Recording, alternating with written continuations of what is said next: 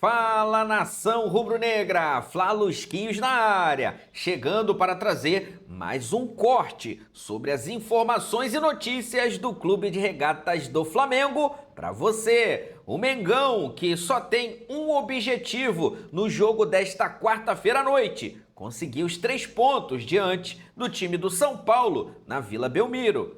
Felipe Luiz que simplesmente vai com o que ele tem de melhor para escalar, logicamente, tentar essa vitória diante do tricolor paulista. Inclusive, no final deste vídeo, vou trazer a lista dos jogadores que o treinador terá à disposição para o jogo desta quarta-feira à noite contra o São Paulo. Então fica aqui até o final. Vou pedir a você que ainda não é inscrito para se inscrever no canal, ativar o sino e deixar o like. Agora, simbora pro vídeo. Haveria mudanças na tabela até o fim do campeonato e ela impacta diretamente a briga pelo título. Remarcaram jogos do Galo, remarcaram jogos do Flamengo, jogos do Palmeiras. Foquemos no momento nessa disputa entre os 2 primeiros colocados. Depois podemos trazer os jogos do Cruzeiro também que restam. Esses não foram alterados, mas os jogos do Palmeiras e do Flamengo tiveram mudanças. Então, o Palmeiras vai encarar na próxima rodada o Santos, amanhã esse jogo. Amanhã. E hoje o Flamengo visita o São Paulo, o jogo na Vila Belmiro. Depois, no fim de semana, o Palmeiras visita o Mirassol e o Flamengo recebe o Santos. Não conseguiram, como a gente já adiantava aqui, remarcar o jogo atrasado da 13ª rodada, no caso do Palmeiras, e da 12ª, no caso do Flamengo. Então, eles jogarão em plena data FIFA. No mesmo dia em que a seleção vai enfrentar a Senegal, o Palmeiras, desfalcado de até 8 jogadores, assim como o Flamengo. Temos que esperar as listas das seleções sul-americanas serem anunciadas, mas os desfalques podem chegar a 8 atletas em cada time. Só isso, o Palmeiras vai visitar o Santos e o Flamengo visita o Sport. Aí, a CBF inverteu a ordem. Ela trouxe um jogo da 37ª rodada, como a gente antecipou ontem aqui em primeira mão, o Vitória, porque nessa semana o Galo vai jogar a final da Copa Sul-Americana, que é no dia 22, e na quarta-feira, dia do jogo, o Galo tem que estar em Assunção. E aí, então, a CBF trouxe o Vitória para essa data, do dia 19, e o jogo com o Galo vai ficar para o dia 3 de dezembro. E nessa rodada em que o Palmeiras recebe o Vitória, vai ter Fla-Flu. Dia 19 é logo depois da data FIFA, né? É logo depois. A data FIFA termina numa terça-feira, quando o Brasil encara a Tunísia, e esses jogos acontecerão numa quarta-feira. Ou seja, o Palmeiras vai de novo jogar desfalcado, de até 8 jogadores, a menos que eles joguem no intervalo inferior a 48 horas, joguem com 24 horas, por exemplo, dependendo de quando suas seleções atuarem. O Vitor Roque, por exemplo, está convocado pelo Brasil. Tem jogo do Brasil terça. Duvido que ele consiga jogar na quarta, mas vamos aguardar. E aí será a vez do Flamengo disputar um clássico nas mesmas condições, com até 8 desfalques, que é contra o Fluminense. Depois o Palmeiras vai receber o Fluminense e aí o Flamengo recebe o Bragantino. Depois não há mais desfalques por data FIFA. O Grêmio recebe o Palmeiras, o Galo recebe o Flamengo, já depois da final da Sul-Americana. Aí tem a final da Libertadores, não tem jeito, eles têm que jogar na semana da final da Libertadores brasileiro, como não tem datas, os finalistas têm que jogar na semana, não é o ideal, todo mundo sabe que não é o ideal. O ideal seria passar a semana inteira pensando só na final da Libertadores, mas simplesmente não tem dia suficiente para a gente fazer isso no calendário do futebol brasileiro. Então eles jogam no dia 29, aqui no Brasil, e vão na sequência para Lima, onde fazem o check-out. Nesse mesmo dia, eles têm que estar na quarta-feira, dia 29, em Lima, para fazer o check-out, junto à Conmebol. Depois, o Palmeiras, por causa das mudanças, vai ser obrigado a fazer as 2 últimas rodadas como visitante. Então, o Palmeiras visita o Galo na 34ª, quando o Flamengo recebe o Ceará. E na última rodada, o Palmeiras visita o Ceará e o Flamengo visita o Mirassol. Nesse mesmo dia, dia 7, o campeão da América vai embarcar na sequência, depois do jogo, para o outro lado do mundo, onde acontece o Intercontinental. E 3 dias depois, deste dia 7, no dia 10, eles estreiam no Intercontinental. Ou seja, vão jogar o Intercontinental destroçados. Moídos. Como fizeram, aliás, como fez o Botafogo no ano passado. Então, assim, a CBF entende que eram as mudanças possíveis, que era o que dava para fazer, que melhora a vida de Galo, melhora a vida de Flamengo, melhora a vida de Palmeiras, mas a própria CBF reconhece que não é a solução ideal. Só que solução ideal não existe num calendário em que você precisaria de 450 dias para acomodar tanto que dia no Mundial? Dia 10 no Mundial 10. estreia? Dia 10. E 1 mês e meio depois começa o Brasileirão. É isso, senhor. final de janeiro. Assim, coisa melhor dava para fazer. Sem falar na Supercopa, que abre a temporada, depois a Recopa. Cara, é uma loucura, é muito jogo. E assim, é um problema mundial hoje. Supercopa é 25, né? Se eu não me engano, a data. Peraí, não tem lembro mais estadual, cara? Tem estadual também. É um problema mundial, cara. Mas aqui é pior. É claro que é pior. Muito pior. Há uma grita na Europa, e como aqui o nosso calendário é pior que o europeu, se eles estão achando ruim, a gente está achando ainda pior. Mas na Europa já existe um encurtamento esse ano, né? Os europeus terminam mais cedo, né? Até por conta da preparação. Não, e acontece uma coisa na Europa que é básico. Assim, por mais incivilizado que seja o calendário, uma coisa eles respeitam como algo sagrado. Time de futebol não joga desfalcado por data FIFA. É isso. Muito menos brigando por título. Não se joga. Por isso que os jogadores reclamaram no Mundial de Clubes. Os clubes europeus reclamaram. Agora, a gente aqui tem tanto jogo que a gente acaba punindo os times mais competentes e vencedores. Quem é mais vencedor, Então, quem investe mais é punido. Montou um elenco bom? Tá danado, meu amigo. Vai se ferrar na data FIFA porque vai ter muito jogador convocado. Venceu bastante, se classificou para competições? Tá danado. Imagina se Flamengo e Palmeiras tivessem se classificado na Copa do Brasil. Como é que você ia fazer para terminar o ano? Hoje, qual é o grande... Pra semifinais. Qual é o grande trunfo do Cruzeiro em relação a Flamengo e Palmeiras? O grande trunfo é ter sido eliminado lá atrás, da Sul-Americana. É o grande trunfo do Cruzeiro. Isso é um absurdo. Se manteria a preparação anterior, né? Foi mudada a data da Copa do Brasil muito por conta Mesmo da assim, não teria data. Não teria data. Assim, por sorte do calendário, Flamengo e Palmeiras foram eliminados e fizeram a mudança de datas. A gente tá vendo o Cruzeiro. E o Cruzeiro, que não tem nada a ver com isso, tem a chance, porque assim, cara, são 2 rodadas com os times destroçados. Fla-Flu, Santos e Palmeiras, né? 2 clássicos. E aí o Cruzeiro sonha em dar uma arrancada e tirar os 5 pontos. buscando vaga de Libertadores. Botafogo também, Botafogo. Ceará brigando na... Não, assim, o Cruzeiro sonha. Santos na última rodada podendo estar no... Cruzeiro, né? São 5 pontos e um jogo a mais para o líder. E tem a possibilidade de Palmeiras e Flamengo, caso um dos dois vença o Campeonato Brasileiro e a Libertadores, do outro trabalho ser posto em xeque, né? Tudo que fez da temporada, né? Agora, tem tudo isso ainda, né? E o Cruzeiro não está atrás de um só, ele não precisa que um tropece, precisa que 2 tropecem. A única questão que eu acho que dava para ter sido feito melhor, só que não dava para ter sido feito melhor agora. Dava para ter sido feito melhor. Em dezembro do ano passado, já era sabido que a gente teria essa data FIFA em novembro de 2025. Então, assim, a CBF teve um ano para poder pensar quando foi soltado o calendário. O calendário da FIFA é soltado antes do calendário da CBF. A CBF solta o calendário de acordo com o calendário das datas FIFA que a FIFA escolhe. Então, assim, lá atrás já era sabido que essa data de novembro, que essa data FIFA aconteceria em novembro, nesses dias. Então, e ainda assim, soltaram o calendário. No final do ano passado, a CBF soltou um calendário. É importante a gente ressaltar. Era uma diretoria antiga, não era a diretoria atual, que, inclusive, que eu acho que é um ponto positivo, vem colocando em debate essa questão do calendário e mudança já para o ano que vem, que a gente vai ter que ver como é que vai funcionar, mas acho que só o fato de estar pensando numa mudança já é muito positivo. Mas, Pedro, sabe que ontem eu fiz um exercício brutal, assim, eu trouxe isso em primeira mão, né, essa remarcação aqui no Seleção, e fiz um exercício brutal de se haveria uma solução melhor. E até o fim do Campeonato Brasileiro, a gente só tem uma semana livre, assim, sem jogos, né, terça, quarta ou quinta, que é a semana da final da Libertadores, que a CBF deixa livre justamente para remarcar o jogo dos finalistas.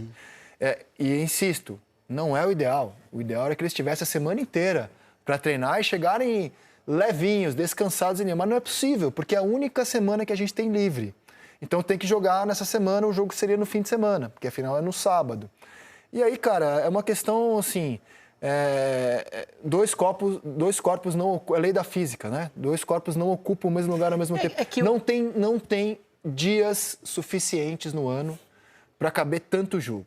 Então, diante de uma situação que não é ideal, a CBF tenta fazer os malabarismos para fazer o menos pior, né? Para fazer o que dá. E o que dá foi isso que a gente viu. Eu acho que ficou a solução... Enfim, é o que deu para fazer. Aí, sim, você há de perguntar, mas por que eles não podem jogar na quinta-feira, pós-data FIFA? Teria 2 dias, pelo menos, né? O Fla-Flu e o Palmeiras e Vitória. Porque eles vão ter que jogar sábado para jogar terça na semana da Libertadores. Então, não tinha outro jeito, infelizmente. E aí você não vai convocar os jogadores brasileiros? Mas não são só os brasileiros, há outros estrangeiros convocados também. Cara, essa equação não fecha muito. Imagina o Ancelotti precisando observar jogadores às vésperas de uma Copa do Mundo. O cara vai deixar de convocar, por exemplo, o Vitor Roque, que tem sido o grande destaque do Campeonato Brasileiro pelo Palmeiras. E o Vitor Roque não quer ser convocado? É claro. Pergunta para ele se ele não joga todo dia por isso. Cara, o Palmeiras já jogou contra o Juventude em data FIFA. Como venceu e foi fácil o jogo, não teve gritaria, não chamou atenção. Mas imagina se empata aquele jogo. Não, mas você tem alguma dúvida de que se o Palmeiras, com 8 desfalques possíveis, perde do Santos, ou o Flamengo perde do Fluminense com 8 desfalques, é óbvio que isso vai dar o que falar. Claro. É óbvio que isso vai ficar na história do campeonato. Claro. Aquele jogo ali que mudou a liderança, ou que manteve a liderança, teve 8 desfalques da data FIFA. Mas, enfim, é o que temos para hoje. Vamos para os jogos de hoje do Campeonato Brasileiro e de amanhã, os jogos da rodada. A rodada começa hoje com Bragantino e Corinthians, 7h. Tem Grêmio e Cruzeiro, Vitória e Internacional, confronto direto na luta contra o rebaixamento. São Paulo e Flamengo na Vila Belmiro, Sport e Juventude, Fluminense e Mirassol. Hoje joga e Botafogo no Newton Santos, é às 7h30 essa partida. Ceará e Fortaleza, outro clássico da rodada. Galo e Bahia e Palmeiras e Santos. Vamos mergulhar neste São Paulo e Flamengo, a começar com as informações do mandante, com o repórter Zé Renato Ambrosio. Oi, Rizek, Lino, Grafite, Pedro, boa tarde para você que nos acompanha. O cenário é da Vila Belmiro para a gente falar de São Paulo e Flamengo. Por conta dessa série de shows aí no estádio do Morumbi, o São Paulo vai jogar em outras casas ou em outra casa como mandante no resto da temporada e escolheu a Vila Belmiro muito por conta do gramado natural. Isso pesou na decisão do São Paulo em mandar os seus jogos aqui. Curiosidade, o São Paulo já foi mandante uma vez na Vila Belmiro. Isso foi em 2023, ganhou do Bragantino por 1-0 na ocasião. Para esse duelo de hoje à noite, São Paulo 8º colocado, Flamengo vice-líder. O São Paulo briga para tentar colar na parte de cima e brigar de fato por uma vaga direta na Libertadores. E o Flamengo apenas, entre aspas, pelo título do Campeonato Brasileiro. Eu vou destacar o duelo dos treinadores, das opções e das faltas de opções que Hernan Crespo e Felipe Luiz têm para esse jogo. Começando pelo São Paulo, que não vai poder contar com Enzo Dias e Alan Franco. Os dois estão suspensos e não jogam. Mas tem os retornos do Luciano, que estava suspenso na vitória contra o Vasco. O Luciano é o líder em gols na temporada do São Paulo e vice-líder em assistências. E também do Cédric Soares, recuperado de uma fratura num dedo do pé. Deve inclusive ser titular hoje à noite. A grande carência do São Paulo é a lateral esquerda. O Wendel, o outro lateral, já estava machucado há algum tempo. O Crespo vai precisar ou improvisar ou mudar essa formação.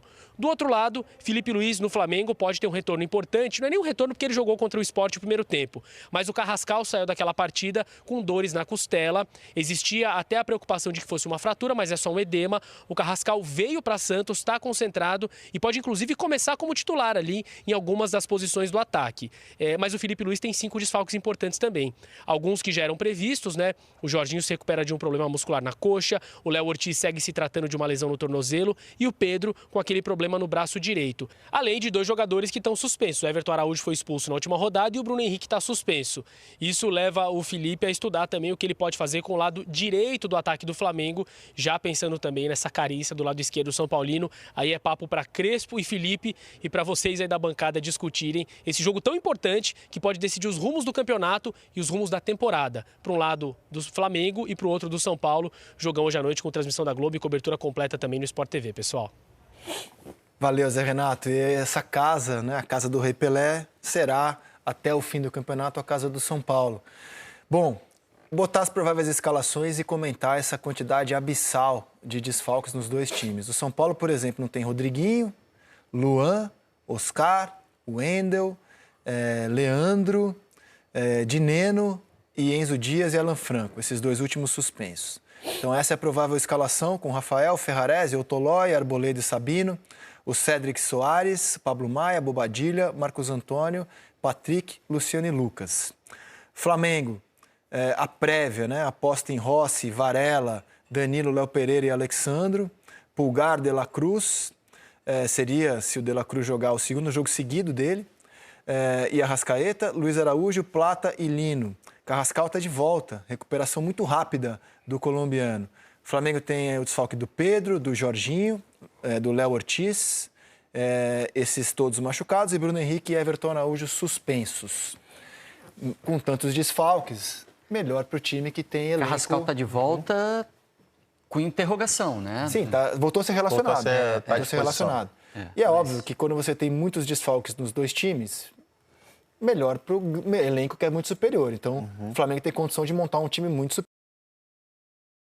Isso ficou claro ali na prévia do jogo, né? Mas bem superior, né? E se você recuar nos tempos do Caleri machucado, são 12 jogadores no DM do São Paulo com importância e capacidade de a gente jogar. pegou só os que ainda têm esperança de jogar na temporada. Muita gente. A administração do dia a dia do São Paulo. São Paulo, até o jogo com o Vasco, parecia, né, a temporada café com leite, que levaria até o final sem grande pretensão. Voltou para um campeonato que a gente não imaginava que fosse do São Paulo. Mas e por justiça, porque jogou muito contra o Vasco. Ele saiu bem contra o Bahia, desculpa, Pedro, contra o Bahia e contra o Vasco. Os 2 jogos. Mesmo com desfalques, ele saiu bem, conseguiu. São equipes que gostam de ter a bola. O São Paulo no Morumbi não foi uma equipe tão reativa, mas pegou um Bahia que tem a bola que joga. Contra o Vasco também. O Vasco jogou, pressionou.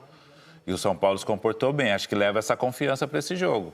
Lógico que é um nível de adversário agora que, mesmo com o desfalque, é muito mais qualificado. Mas o São Paulo chega com a confiança. A vitória contra o Vasco dessa confiança foi. Você acha que o Caldeirão da Vila vai ter algum impacto positivo ou negativo para o São Paulo? Que é a casa do São Paulo até o fim do campeonato, cara. A torcida do São Paulo irá comparecer. Também acho. Com certeza, acho que vai lotar a Vila, né? Diferentemente do que vem sendo no Morumbi nos últimos jogos, por conta dessa falta de desempenho do São Paulo. É um campo neutro, acaba sendo um campo neutro porque não é sua casa, não é onde você está acostumado a jogar, de conhecer o gramado, essas coisas e tal. Mas está jogando no estado de São Paulo, vai ter o torcedor a seu favor. Mas o Flamengo não se importa muito com essas coisas não, de campo do adversário, não. Joga também. A ida foi a estreia do Crespo. Vamos lembrar como é que foi? Ou seja, a gente tem um turno de Crespo no São Paulo, né? Foi o jogo que marcou a volta do Campeonato Brasileiro após a Copa do Mundo. O Flamengo foi eliminado pelo Bayern, essa máquina da temporada. E aí dava uma imposição, assim, um cartão de visitas no retorno muito forte, né? Foi um domínio amplo, absurdo do Flamengo na volta, com grande presença de público. Golaço do Luiz Araújo. Golaço do Luiz Araújo.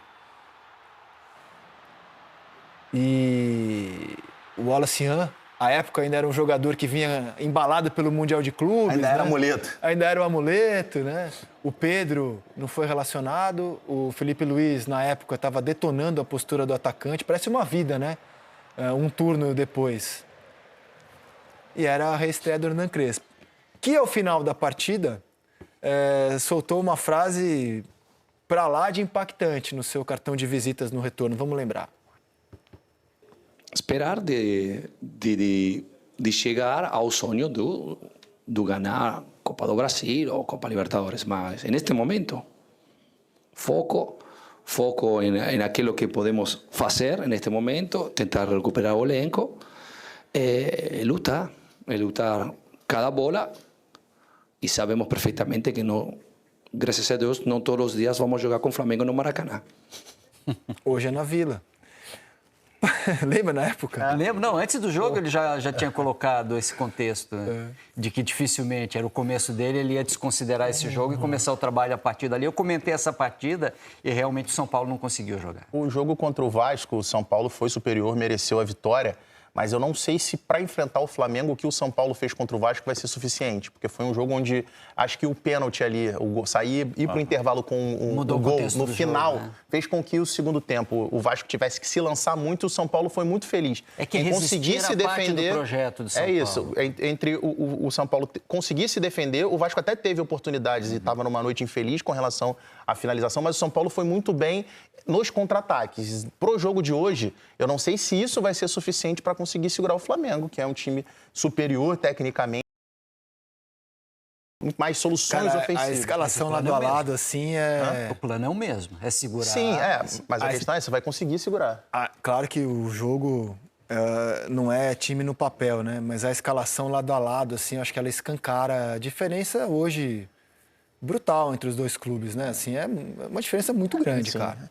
Não tô aqui colocando história, né? Só olhando os jogadores. Tem jogos bons essa rodada, cada um hein? tem. Palmeiras e Santos, Não, cheio de né? jogadas. São Paulo e Flamengo, Ceará e Fortaleza. o Vasco, o Botafogo e Vasco, Ceará e Fortaleza.